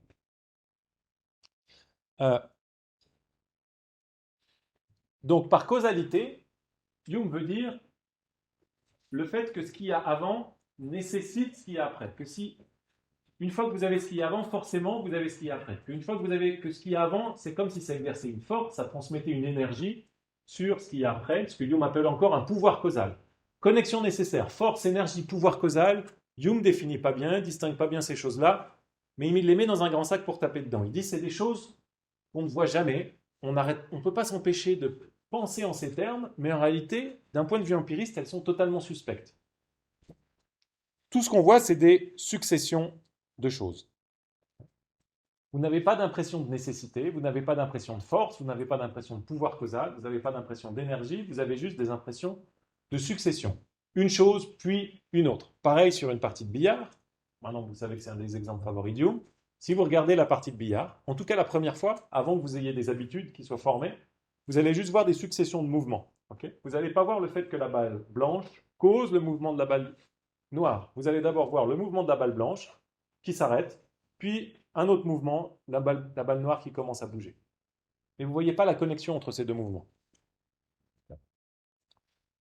When we look around us at external objects and think about the operation of causes, we are never able to discover any power or necessary connection, any qualities that ties the effect to the cause and makes it an infallible consequence of it. Quand nous regardons autour de nous, nous ne sommes jamais, souligne-t-il, c'est lui qui souligne, capables de découvrir une connexion nécessaire ou un pouvoir qui fait que cela c'est une conséquence infaillible de ceci. All we find is that the one event does in fact follow from the other. Tout ce que nous trouvons est qu'un événement suit en réalité d'un autre. The impact of one billiard ball is accompanied by motion in the other. This is all that appears to the outer senses. The mind feels no sentiment or inward impression from this sequence of events. So, in no single particular instance of cause and effect is there anything that can suggest the idea of power or necessary connection. So, dans aucun cas particulier, vous avez quelque chose qui peut suggérer l'idée d'un pouvoir ou de connexion nécessaire. Donc ça, c'est la raison pour laquelle on ne peut pas percevoir la causalité par nos sens externes. Quand vous regardez, vous avez juste des successions. Ça, puis ça, ça, puis ça. Mais vous n'avez pas ça nécessite ça, ça cause ça, ça force ça à exister. D'accord ? Donc, si vous avez compris cette critique de Hume, vous devez accepter que les sens externes ne nous permettent pas de percevoir la causalité. Le fait que quelque chose cause quelque chose d'autre. Alors, imaginez maintenant quelle pourrait être votre réaction à Hume si vous dites, face à cette thèse-là. Donc, on accepte maintenant avec Hume que les sens externes ne nous permettent pas de sentir la causalité. Est-ce qu'il y aurait d'autres options pour connaître le fait qu'une chose en cause une autre ? Quel autre type d'expérience on pourrait avoir pour ça? Quand est-ce qu'on a un autre type d'expérience où on pourrait être tenté de dire « Ah voilà, ça, ce truc-là, ça fait bouger cet autre truc-là, ça cause cet autre truc-là à exister ou à changer son comportement. » Cyril? Les états mentaux, vous arrivez à être un peu plus précis? Le fait que je sois dans un certain état mental peut influencer le comportement de mes actions simplement. Ouais. Très bien. Et plus précis sur l'état mental en question? Les émotions, ça pourrait être un état mental. C'est pas celui auquel va penser Hume, Charlotte? la faim, très bien, et des états mentaux du type des désirs, qu'on appelle des conations. Hein. Donc, vous voulez bouger votre bras, vous voulez manger du pain parce que vous avez faim, euh, et vous avez l'impression que vous pouvez bouger votre bras directement. Regardez, on peut tous le faire. Vous voulez bouger le bras? C'est magique. On a un truc dans la tête et ça fait bouger un truc de 5 kilos. Enfin, je ne sais pas le poids de mon bras, mais c'est quand même épatant, hein, quelque chose de mental face. Objection à Hume, dire, bon, alors peut-être que tu as raison que je ne peux pas voir, que la rotation du robinet a causé l'eau à couler, que le mouvement d'une boule de billard cause une autre, mais il y a un truc qui est clair, c'est que je peux sentir que quand je veux bouger mon bras, eh ben, je fais bouger mon bras, d'accord? Je sens mon pouvoir causal sur mon corps. Si vous faites du vélo, vous sentez qu'il faut rajouter de l'énergie, de l'effort mental pour faire bouger vos corps pendant que ça monte pour aller à la gare. Okay. Donc, cette expérience de la causalité entre nos états mentaux et les états de notre corps, ça semble être quelque chose de très familier. Bien, donc ça c'est une objection potentielle à Hume. Est-ce que vous imaginez comment Hume peut répondre à ça maintenant? Oui. On peut. C'est la même influence causale qu'avant. Parce que il n'y a quand même pas toujours de la nécessité entre ce qu'on veut, et ce qui se passe. Parce que là, je peux avoir très envie de bouger mon bras et même vouloir bouger mon bras, mais là, il ne bouge pas. Mais on pourra me dire que, ouais, est-ce que tu en as vraiment envie? Moi, je pourrais dire oui, vraiment, on a vraiment très envie. Là, il ne bouge quand même pas. Alors, c'est quand même pas non plus le même. Alors, oui. Il me semble que c'est le point d'Hume. Le point d'Hume, le point d'Hume est encore plus simple que ce que vous dites là. C'est-à-dire, le point d'Hume, c'est juste de dire que tu me dis que tu fais l'expérience de ton pouvoir, du fait que ta volonté peut causer ton bras à se lever. Mais moi, je regarde en moi, dit Hume, souvenez-vous, Hume, il a ses yeux très simples. Moi, il y a des sensations, des impressions. Moi, je ne fais pas compliqué, hein, je ne fais pas vos idées de philosophe. Je regarde en moi, je vois que je veux lever le bras, puis à chaque fois que je veux lever le bras, il y a mon bras qui se lève.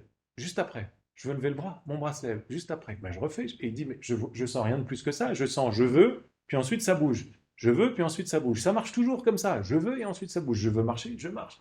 Enfin, ça marche pas toujours comme ça, ce serait trop beau, mais je veux voler, ça marche pas. Mais il y a en général, quand on veut faire des mouvements du corps qui sont dans notre répertoire de mouvements corporels possibles, ça marche après. Mais ça marche juste après, dit Hume.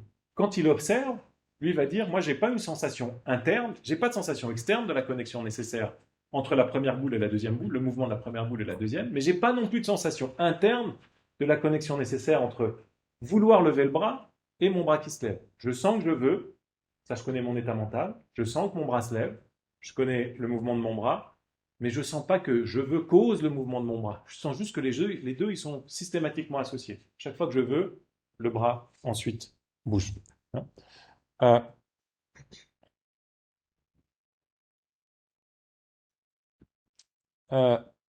Donc on n'a pas d'impression non plus externe de causalité.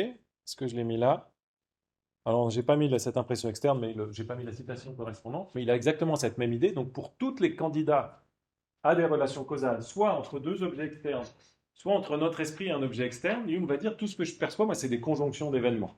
Okay, un événement, puis après l'autre. Experience teaches us only how one event constantly follows another without instructing us in the secret connection that binds them together and makes them inseparable. L'expérience nous apprend seulement comment un événement ou un type d'événement, on va dire, suit constamment d'un autre, sans jamais nous apprendre quoi que ce soit de cette connexion secrète, là évidemment il est ironique, qui relie ces événements entre eux et qui ferait qu'ils seraient inséparables. Donc vous avez deux événements indépendants qui se suivent toujours. C'est juste ça la causalité. Pardon, je prends trop d'avance. Vous avez deux événements indépendants qui sont constamment conjoints. Vous ne faites pas l'expérience d'autre chose en plus entre eux. Vous ne faites pas l'expérience du fait que l'un nécessite l'autre. Okay, vous voyez l'idée de Hume ici.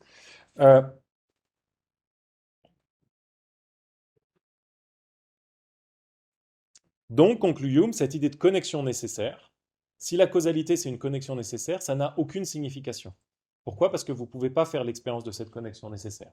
Ni l'expérience interne, ni l'expérience externe. Ni par vos yeux, ni par l'expérience de la manière dont votre esprit affecte votre corps. Ok, ça c'est ce qu'il dit. Alors, là on a fait la partie destructive de Hume. On ne peut pas percevoir la causalité. et pourtant on a une idée de causalité. Les deux choses que vont faire Hume, c'est ils vont dire ben, d'où nous vient cette idée de causalité? Et là, surprise encore, ça va être l'habitude. Ça, vous connaissez. Pardon, question?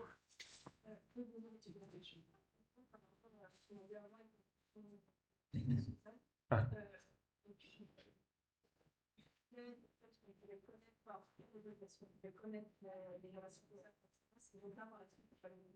Ouais. Non, parce que ce qu'il disait avant, c'était une concession à son adversaire. Okay. Donc, dans son problème de l'induction, il dit je vous concède, vous qui pensez qu'on peut connaître le futur, je vous concède qu'on peut percevoir la causalité au présent. Même ça, je pense que en fait, je pense que c'est pas vrai à l'arrivée. J'aurais pu ne même pas vous concéder ça, mais je vous l'accorde. Donc, ce qu'il dit quand il critique l'induction, il dit accordons que sans ça tourne, vous percevez que ça cause le fait que l'eau coule. Je vous accorde ça. Vous avez vu que la rotation causait l'eau à couler. Mais maintenant, comment vous pouvez savoir que la prochaine fois que vous tournez, l'eau va couler? Ça, c'est le problème de l'induction. D'accord? Si vous percevez une fois la causalité, vous ne pouvez pas savoir que ça va continuer à causer à l'avenir. Pardon. Après, il va plus loin. Quand il s'attaque à la causalité, il dit en fait, je vous ai gentiment fait cette concession, mais j'aurais pu ne pas la faire parce que je pense qu'on ne peut même pas percevoir la causalité. On ne peut même pas percevoir que. Donc, il ne se contredit pas. Hein. Il dit juste la concession que j'ai faite. Maintenant, je reviens dessus et ça rend ma position encore plus forte. Donc, on revient sur la causalité maintenant. Mais vous avez raison, vous avez bien fait de poser la question. J'arrive tout de suite. Vous avez bien fait de poser la question parce que c'est très emmêlé chez Hume, sa critique de l'induction et sa critique de la causalité. C'est pour ça que j'ai insisté, puis je l'ai remis dans la diapo sur. Dans la critique de l'induction, son but, c'est pas de dire on ne peut pas percevoir la causalité. Son but, c'est de savoir, au fond, comment est-ce qu'on peut savoir que le futur va être similaire au présent ou au passé. C'est pas la causalité le point là. Tandis que là, maintenant, c'est la causalité. Oui. Après, on pourrait découvrir de nouveaux appels de causalité en deux événements différents en une seule fois. D'habitude, là c'est marqué que ça doit être répété. Ah. Et c'est ce que sous-entend le terme habitude aussi. Ouais. Mais si par exemple on me met face à un nouveau jeu, ouais. Et que je fais une fois une action puis une fois une autre, je peux comprendre que c'est une des règles de ce jeu-là. Et je vais tout de suite assimiler. S'il y en a une quantité limitée de nouvelles règles. Oui, donc je pense que non, je reviens tout de suite. Je présente la solution de Hume, enfin vous l'avez anticipé, c'est très bien. Donc l'idée de Hume, c'est en fait on ne perçoit pas la causalité. Qu'est-ce qu'on appelle la causalité? C'est juste qu'on s'attend à ce que des causes similaires produisent des effets similaires. Donc, vous avez vu plusieurs fois des choses se succéder, et maintenant vous vous attendez à ce que ça continue. Vous n'êtes pas fondé à le faire, okay, mais notre esprit est ainsi fait qu'il prend des habitudes par les lois d'association de Hume. Et c'est à cause de ça qu'on s'attend à ce que ça continue. Alors, maintenant, une objection à ça, c'est de dire, oui, mais il y a des choses qu'on voit en causer d'autres pour la première fois. On les voit même qu'une fois et on arrive juste sur cette base à savoir que ça va continuer à être le cas, hein, dans l'exemple du jeu que vous donnez là. Je cherche juste un exemple. Je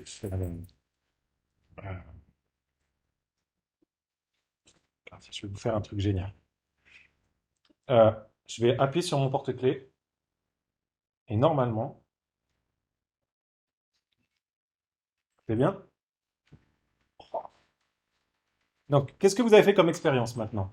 Vous avez vu que c'est mon téléphone qui sonne plus mes clés. C'est génial. Hein, qu'est-ce que vous avez fait comme expérience maintenant? Vous avez associé deux événements. Un événement où il y a eu la sonnerie du porte-clés, l'autre événement, il y a eu la sonnerie du téléphone. C'est la première fois, admettons, que vous entendez ça. D'accord? Vous dites, ah, Mais vous savez, en fait, votre objection, c'est de dire, ouais, mais attendez, maintenant je vais le refaire, moi, puis ça va marcher, je peux vous le dire. Je vais appuyer, vous avez vu ce qu'il fallait faire, vous savez, ça va marcher. Comment vous pouvez le savoir si vous l'avez vu qu'une fois? Hume dit il faut une conjonction constante pour que vous puissiez avoir une habitude. Là, vous n'avez pas d'habitude, c'est la première fois que vous voyez ça. Okay. La réponse à ce type de question, pour Hume, c'est toujours de dire, attendez, pas si vite, parce que ce que je vous dis, moi, c'est que l'habitude, elle ne consiste pas à associer tel effet spécifique à telle cause spécifique, elle consiste à associer tel type d'effet à tel type de cause. Donc vous avez une généralisation dans l'attitude, d'accord? Vous dites tous les effets similaires, toutes les causes similaires vont produire des effets similaires. Okay. Et là, vous avez vu quelque chose d'un peu, j'ai attiré votre attention, vous dites, ah oui, il y a deux instruments électroniques, on sait, c'est pas très nouveau aujourd'hui qu'ils peuvent communiquer entre eux à travers. Donc voilà, c'est un nouveau machin pour retrouver ces clés, même si vous ne connaissez pas l'existence du truc, vous avez tout de suite compris.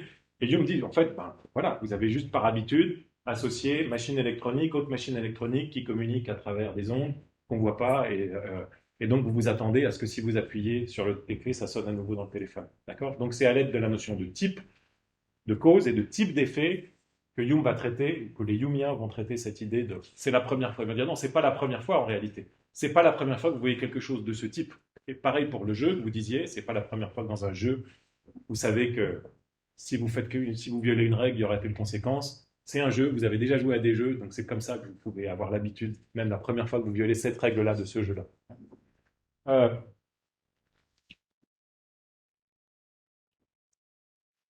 Bien, donc, bah vous avez, je pense, compris, il n'y a pas besoin que je détaille, j'étais plus vite sur la causalité, mais une fois qu'on a vu les autres défis sceptiques de Hume, c'est assez naturel. La causalité, c'est juste l'habitude qui vient d'une conjonction constante entre un certain type d'effet et un certain type de cause. Il y a ça, ce type d'effet, puis après il y a ce type de cause. Mais si vous regardez juste, et ça va être un des grands débats après Hume, si vous regardez juste ce qui se passe ici maintenant quand on tourne et que ça fait couler, juste là-dedans, il n'y a pas eu de causalité. S'il y a de la causalité, c'est juste dans la répétition des événements, dans la conjonction des événements. Donc, là maintenant, il n'y a pas de causalité, juste dans la séquence qui vient d'avoir là. Mais donc, si vous le faites 30 fois, comme ça, au bout d'un moment, il y a de la causalité parce que là, il y a conjonction constante. D'accord? Mais c'est pas. La causalité, c'est toujours dans la répétition, même type d'effet, suivi de même type de cause. Donc, il n'y a pas de causalité qu'on appelle parfois de causalité intrinsèque. Il n'y a pas de causalité au moment même où quelque chose se passe. Il faut regarder toutes les choses similaires pour savoir s'il y a de la causalité. Et vous voyez que Hume, de ce fait,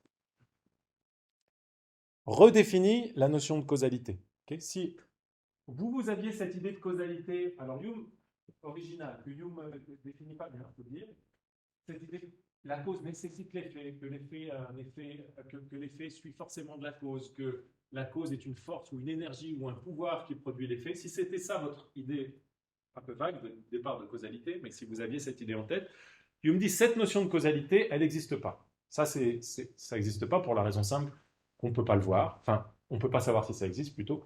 On ne peut pas percevoir ça. On n'a aucune expérience de ce truc-là. Donc, si on veut une notion utile de causalité, il faut remplacer cette notion de nécessité, de force, d'énergie, par une notion, dit Hume, de conjonction constante. Donc, une cause, il propose deux redéfinitions de cause. Une cause, c'est un événement suivi d'un autre où tous les événements similaires au premier sont suivis par des événements similaires au second. Où il dit, vous pouvez encore redéfinir cause de cette manière. Une cause est un événement suivi d'un autre où l'apparence du premier conduit toujours à la pensée du second. Puis ces deux définitions, elles sont probablement équivalentes parce que la raison pour laquelle la pensée du premier conduit à l'apparence du second, c'est qu'il y a une similarité entre cet événement et d'autres événements. Entre ces événements et d'autres événements. D'accord? Donc on redéfinit la causalité. La causalité, c'est pas ce pouvoir caché, c'est juste le fait qu'il y ait une conjonction entre la cause et les effets. Conjonction régulière. Bien, ben je vais conclure sur cette diapo. Je vous dirais, j'aurais voulu aller plus loin, mais j'ai encore prévu trop. On parlera d'identité personnelle et de philosophie morale la prochaine fois. Mais donc, on fait un résumé intermédiaire sur le scepticisme de Hume.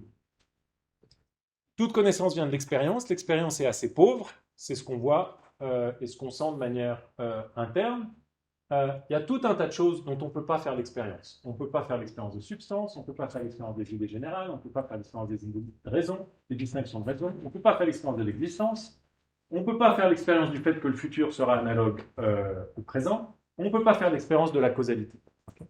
Toutes ces choses-là, ça veut dire que vous devez vous débarrasser de tout un tas de croyances philosophiques et ordinaires que vous avez. Vous pensez que le futur ressemblera au passé, vous pensez qu'il y a de la causalité, vous pensez qu'il y a des idées générales, vous pensez, en tant que philosophe peut-être, qu'il y a des substances.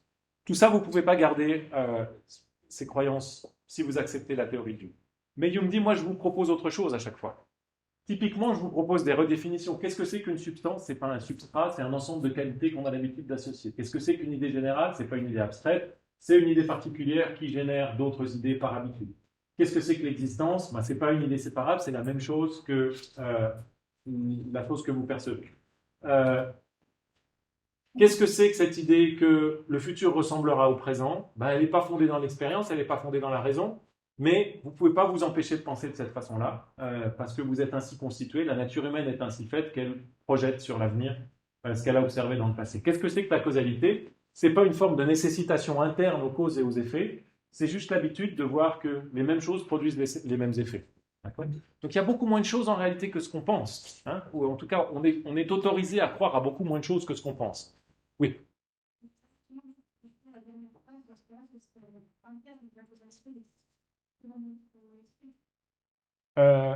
La causalité telle que Hume la conçoit, la causalité qu'on peut connaître, si vous voulez, avec certitude, elle n'existe que dans notre esprit, dans le sens où on peut en faire l'expérience, et elle n'existe que dans notre esprit parce qu'elle résulte de l'habitude, du fait qu'on a toujours associé les mêmes choses aux mêmes effets. Est-ce que ce truc-là existe dans le monde? Là, Hume, comme je vous disais dans votre précédente question, il dit, moi je ne sais pas, je peux pas, vous me parlez du monde, mais moi je peux vous parler que de ce que je vois. Et ce que je vois, c'est que des choses succèdent régulièrement. Si c'est ça que vous appelez la causalité, on est ensemble, très bien.